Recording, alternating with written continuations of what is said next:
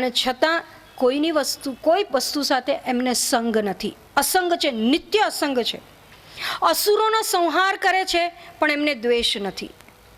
કંસ એમના મામા છે પણ એ અસત્યના પક્ષે નથી. એમ જો ઈષ્ટદેવ જ બધા વિરોધાભાસની વચ્ચે સમ હોય તો એનો ઉપાસક હું સુખ અને દુઃખ છે એમાં સમ ના રહી શકું, આવું વિચારીને પણ સમતા છે એની પ્રાપ્તિ થાય. અથવા તો બીજી રીતે જોવા જઈએ તો પોતાનું જે દુઃખ છે એના સંદર્ભથી કે સુખના સંદર્ભથી વિચાર કરીએ તો યુધિષ્ઠિરજી, કુંતીજી, રામ ભગવાન સ્વયં એમના જીવનમાં જે દુઃખ આવ્યા એની સરખામણીમાં તો આપણા દુઃખ કંઈ નથી. એવું વિચારીને પણ સુખ અને દુઃખ છે એનાથી પર થઈ શકાય. એટલે કે અહીંયા કહે છે કે જ્ઞાની જે પણ પ્રસંગ પોતાના જીવનમાં બને, ઘટના જે આવે, જે પણ જીવનમાં આવે છે ભોગવવાનું, એ પ્રારબ્ધગત છે, ઈશ્વરનો પ્રસાદ છે, હું ભોગતા નથી એમ કરી સર્વ કર્મફળનો ત્યાગ કરી સર્વ કર્મ પરમાત્માને અર્પણ કરી અને સુખ અને દુઃખ છે એમાં સમરે છે. પછી બીજું કહે છે ક્ષમી, ક્ષમાવાન છે, સહનશીલ છે. ક્ષમાવાન સહનશીલ છે એ કઈ રીતે?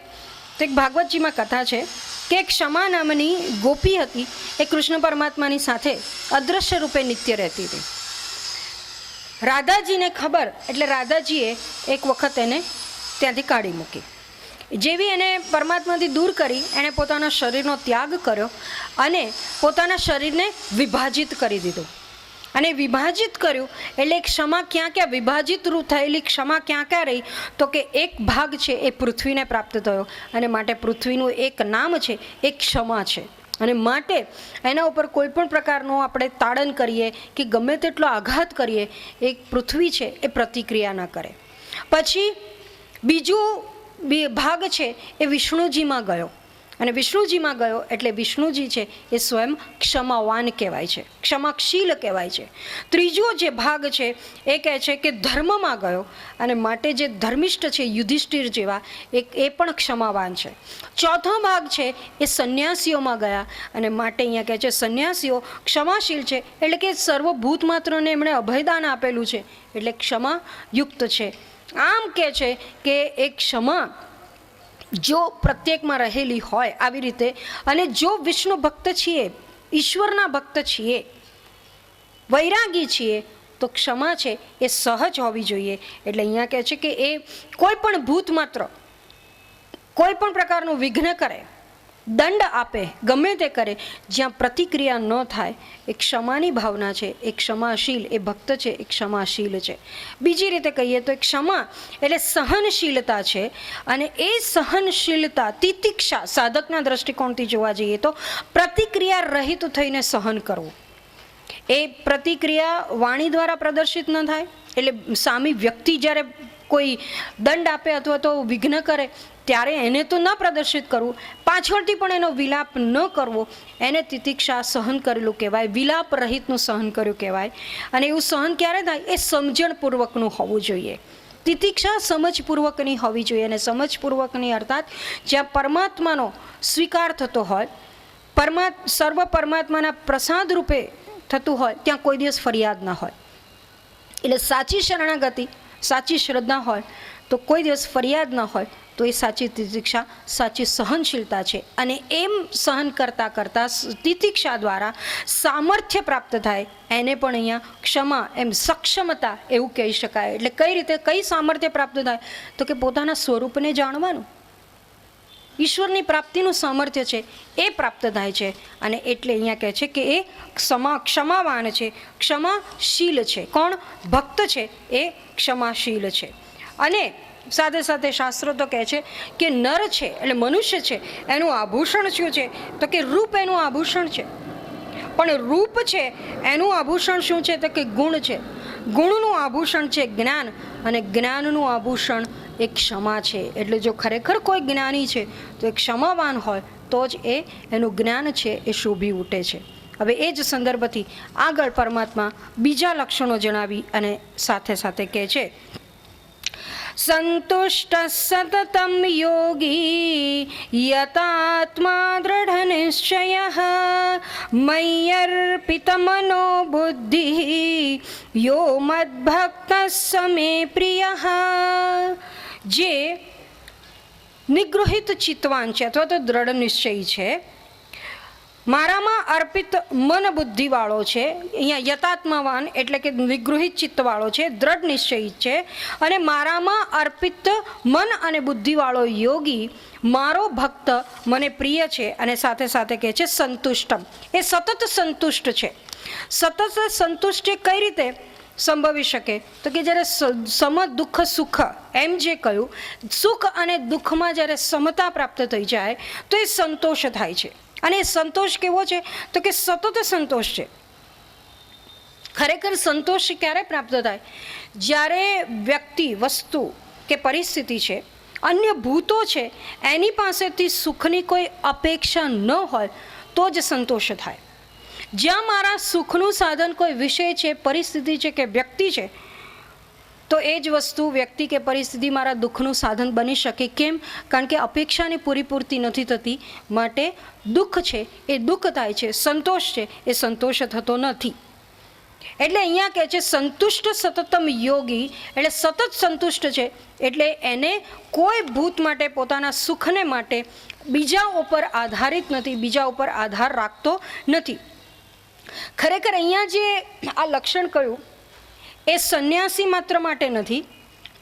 સંન્યાસી કે જે યોગી છે, જેને સર્વનો ત્યાગ કર્યો છે, સર્વસ્વનો, એને તો સંતોષ હોય જ. એ સંતોષપૂર્વક, સંતોષ પ્રકારનું, સંતોષ નામનું જે લક્ષણ છે એને સિદ્ધ કર્યા બાદ જ એ વૈરાગ્ય દ્વારા જ એ પરિસ્થિતિને પ્રાપ્ત કરે છે. એટલે અહીંયા જે લક્ષણ છે એ કોના માટે છે? તો કે જ્ઞાની ગૃહસ્થ જે છે, ભક્ત ગૃહસ્થ છે, એના માટે છે.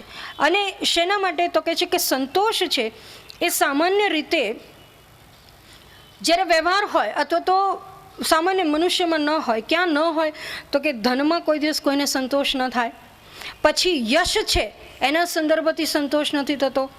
અને જે વસ્તુ, ધન અને યશનો જો સંદર્ભ લઈએ તો ધન દ્વારા જે વસ્તુ પ્રાપ્ત કરી શકાય એમાં પણ સંતોષ હોતો નથી. એટલે શાસ્ત્ર કહે છે કે સંતોષ ક્યાં હોવો જોઈએ? તો કે ધનાદિની, ધન વગેરેની પ્રાપ્તિ છે એમાં સંતોષ જરૂરી છે. કારણ કે જો ભક્ત છીએ, અને ભક્ત છીએ એટલે આ વસ્તુ પ્રાપ્ત થવી જોઈએ એમ કરીને જે ઈશ્વરને પ્રાર્થના કરવામાં આવે, એવી સકામતા જ્યાં હોય તો ઈશ્વર તો સામર્થ્યવાન છે, એ કામનાની પૂર્તિ કરશે. ધન માગીએ, યશ માગીએ, જે પણ માગીશું, એ આયુષ્ય માગીએ, સ્વાસ્થ્ય માગીએ, બધું પરમાત્મા આપી શકશે. પણ એવા સમયે પરમાત્માને પોતાના વિશિષ્ટ અધિકાર છે એનો ઉપયોગ કરવો પડે. અને એ વારંવાર વિશિષ્ટ અધિકારનો ઉપયોગ કરવો પડે એ પણ પરમાત્મા છે એને પસંદ નથી. અને એટલે સકામ ભક્તિ છે કે સકામ ભક્ત છે એને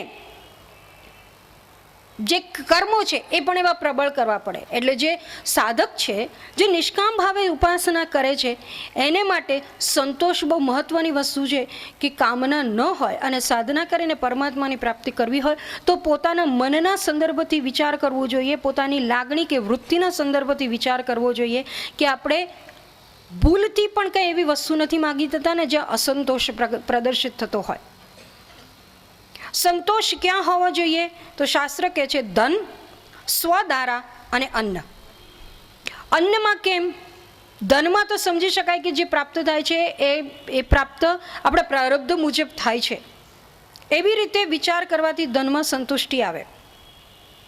સ્વદારા એટલે કે જે પણ આપણી પાસે છે એનેથી એ યથા યોગ્ય છે, ઋણાનુબંધથી છે એવું વિચારીને પણ એમાં સંતોષ પ્રાપ્ત કરવો જોઈએ. અન્ન છે એમાં સંતોષ એટલે અહીંયા કહે છે કે જે પણ આપણને અન્ન પ્રાપ્ત થાય છે એના સ્થૂળ ભાગથી સ્થૂળ શરીર બને છે, સૂક્ષ્મ ભાગથી મન, સૂક્ષ્મ શરીરનું નિર્માણ થાય છે, બંધારણ થાય છે. અને એવા સમયે જે અન્ન ગ્રહણ કરીએ છીએ એનાથી આપણા મન ઉપર, શરીર ઉપર શું અસર થશે એનો વિચાર કરી અને અન્નને ગ્રહણ કરવું જોઈએ. બીજી રીતે જોઈએ તો આ અન્ન છે એનાથી સંતુષ્ટિ ક્યારે થાય છે? તો કે એમાં અલંભાવ આવે છે ખરો, જ્યારે આપણે પેટ ભર્યું હોય અને આપણી પાસે ભરેલા પેટે કોઈ સારામાં સારી આપણી ભાવતી વસ્તુ મૂકે આપણી સમક્ષ તો આપણે લઈ શકતા નથી. કેમ? આપણું ના પાડે છે, પેટ ના પાડે છે, આપણી અંદરનું તંત્ર છે એ ના પાડે છે. પણ એ અલમ કે એ સંતોષ કેવો છે? ક્ષણિક છે. 3 કલાક પછી તરત જ આપણને એની ઈચ્છા થાય છે. તો બીજા પ્રકારનો સંતોષ છે એ કેવો છે? તો કે શાશ્વત અલમ છે, જે વિદ્યા દ્વારા પ્રાપ્ત થાય છે, જ્ઞાન દ્વારા પ્રાપ્ત થાય છે, અને મારા સ્વરૂપની પ્રાપ્તિ થાય પછી એના સંદર્ભથી ક્યારેય અસંતોષ થતો નથી. અને એવો શાશ્વત અલમ છે, એની પ્રાપ્તિ જેને થઈ હોય એ અહીંયા કહે છે સંતુષ્ટ સતતમ યોગી. એને કોઈની પછી અપેક્ષા થતી નથી, કારણ કે હું મારા સ્વરૂપની પ્રાપ્તિ થઈ, જે પ્રાપ્ત કરવાનું હતું પ્રાપ્ત કરી લીધું. સુખ જેનાથી પ્રાપ્ત કરવાનું, આનંદની પ્રાપ્તિ, જો પરમ આનંદની પ્રાપ્તિ થતી હોય તો હવે વિષયના આનંદની અપેક્ષા નથી. પણ સાધકને માટે તો કે સાધકને માટે જેમાં 3 છે એમાં સંતોષ હોવો જોઈએ. તો 3 વસ્તુમાં છે, એમાં ક્યારેય સંતોષ ના માનવો. ક્યાં? તો કે શ્રવણમાં, વિદ્યા અધ્યયનમાં. જ્યાં સુધી દ્રઢ ન થાય, દ્રઢ નિશ્ચય ન થાય શેનો?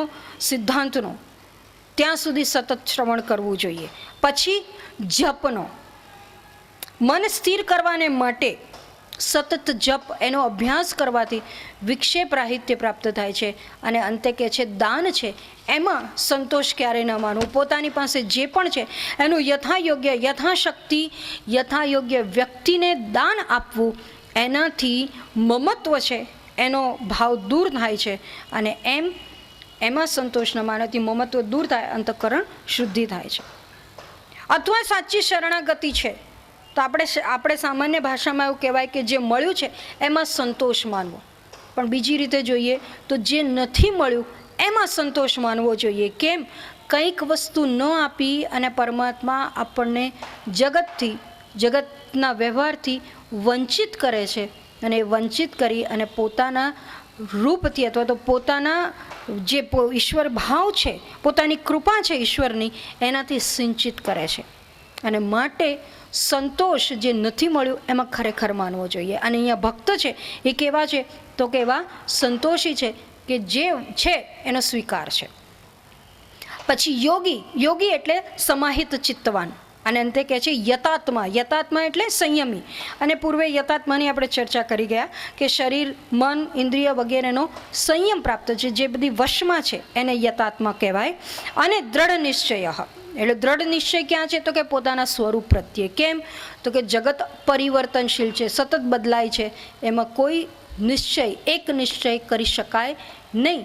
જ્યારે અચળ તત્વ, અપરિવર્તનશીલ પોતાનું સ્વરૂપ છે, ઈશ્વર તત્વ છે, અને એ જ સત્ય છે, એવો જેને નિશ્ચય છે એને અહીંયા દ્રઢ નિશ્ચયી એવું કહે છે. અને એવો જ્યાં દ્રઢ નિશ્ચય હોય તો કે છે એ નિશ્ચયમાંથી ફરીવાર ક્યારે ડગવાનું ન આવે તો જન્મ અને મૃત્યુનું ચક્ર છે એની પણ પ્રાપ્તિ થતી નથી. અને અંતે કે છે મયી અર્પિત મન બુદ્ધિ યહ સ મે પ્રિય. એવો ભક્ત મને પ્રિય છે. એટલે અહીંયા મયી અર્પિત મનોબુદ્ધિ એટલે પૂર્ણ ભક્તિ. મન અને બુદ્ધિ છે એ મને અર્પિત કરેલા છે. એટલે કે બુદ્ધિ એટલે અહીંયા જ્ઞાન, અને મન એટલે ભાવનાત્મક જે પ્રેમ છે એ મન એટલે મન દ્વારા મન મને અર્પિત છે. એટલે શું? તો કે સર્વત્ર બ્રહ્મ દર્શન થાય છે. અને પૂર્વે જે મૈત્રી કહ્યું કે કરુણા કહી, એ સર્વભૂતોમાં મૈત્રી કે કરુણાનો ભાવ છે. અને અહીંયા બુદ્ધિ અર્પિત છે, અર્થાત કે એને પરમાર્થ સ્વરૂપનો નિર્ણય થયો છે. કારણ કે બુદ્ધિનો અર્થ અહીંયા જ્ઞાન લીધો છે. અને એને કારણે જગતનું મિથ્યાત્વ જ્યાં સિદ્ધ થઈ જતું હોય તો અહીંયા કહે છે કે એ પોતાના સ્વરૂપમાં લીન થઈ જાય છે. મયોઅર્પિત મનોબુદ્ધિ એટલે કે મને સર્વસ્વ અર્પી દીધું તો એનામાં પોતાપણું કંઈ નથી હવે. અને ખરેખર ઈશ્વરમાં જો મન બુદ્ધિ અર્પણ થયા હોય તો પોતાની માન્યતા એને કોઈ અવકાશ નથી. આ મેં કર્યું કે હું કરું છું એવું